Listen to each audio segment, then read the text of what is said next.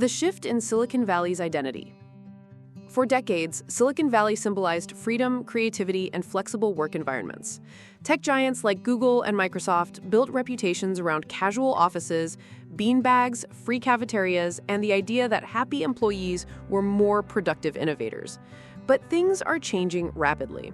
In the middle of the AI gold rush, startups are reshaping the culture into something far more intense. The latest craze sweeping through the valley is called the 996 work culture, a routine where employees are expected to work from 9 a.m. to 9 p.m. 6 days a week. That adds up to 72 hours of hustle every single week, a far cry from the traditional 40-hour work week. Why the sudden embrace of 996? The simple answer lies in competition. The artificial intelligence race is arguably the biggest technological shift since the dawn of the internet. Billions of dollars are being poured into startups to create smarter, large language models and other cutting-edge tools. Founders and executives believe that whoever wins the AI race now will dominate the future of technology for decades to come. In such a high-stakes environment, many teams feel that speed and relentless work are their only advantage. This has created a new workplace identity, where working longer hours is not seen as a burden, but as a symbol of ambition and commitment. The origins of 996 culture. The 996 idea did not originate in China.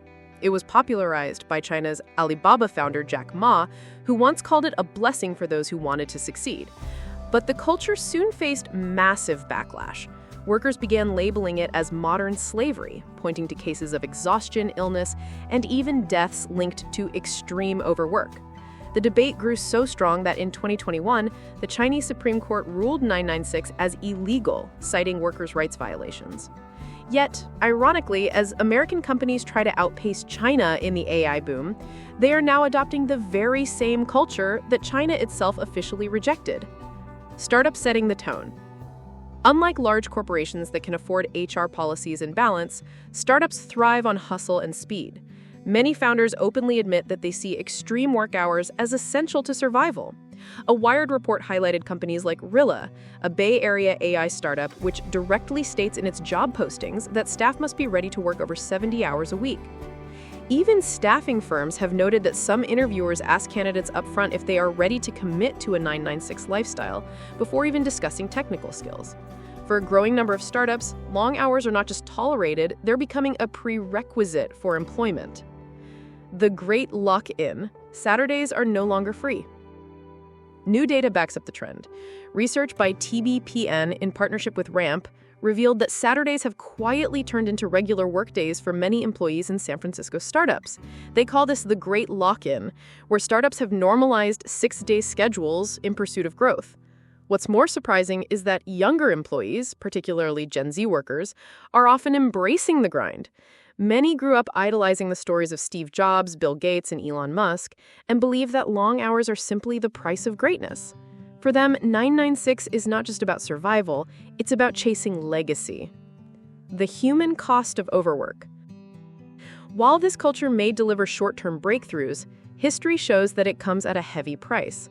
Medical researchers and workplace experts have consistently warned against the dangers of overwork.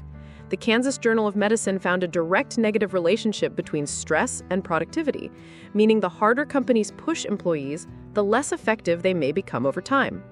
Long hours are also linked to chronic stress, mental health breakdowns, cardiovascular problems, and eventually burnout. What looks like dedication today could quickly turn into widespread employee turnover and declining innovation tomorrow. A global debate on work hours. The Silicon Valley craze is also sparking conversations globally. In India, IT veteran N.R. Narayana Murthy has previously called for longer working hours to make the country more competitive. More recently, Daksh Gupta, a startup CEO based in the Bay Area, claimed that 72-hour work weeks are already the norm in Silicon Valley. His statement drew mixed reactions. Some applauded the dedication, but many criticized it as unsustainable and unhealthy. This mirrors a broader debate happening worldwide. Should companies demand more hours to accelerate growth, or should they focus on smarter, healthier work practices that sustain innovation in the long run? The bigger picture, productivity versus burnout. At the heart of the 996 conversation is a deeper question. Does working longer actually mean working better? While startups often equate hours with progress, decades of studies have shown the opposite. Productivity tends to peak within reasonable working hours and then drops sharply as fatigue sets in. Over the long term, companies that push employees too hard risk burnout, poor morale, higher turnover, and even reputational damage. Silicon Valley's shift toward 996 might provide short-term momentum in the AI race, but it could just as easily backfire, leaving employees drained and companies struggling to retain talent. Conclusion: the future of work in Silicon Valley. The rise of 996 work culture in Silicon Valley marks a striking departure from the flexible and employee-friendly image the tech hub once embraced. Fueled by the AI boom, many startups see 72-hour weeks as necessary to win the race for dominance. But as history and research have shown, overwork often reduces creativity, health, and long-term output. The question now is whether Silicon Valley will truly benefit from this high-pressure grind, or whether the culture will collapse under its own weight. For now, the Valley is in hustle mode, but the world is watching closely to see if this obsession with 996 will create the next wave of innovation or simply the next wave of burnout.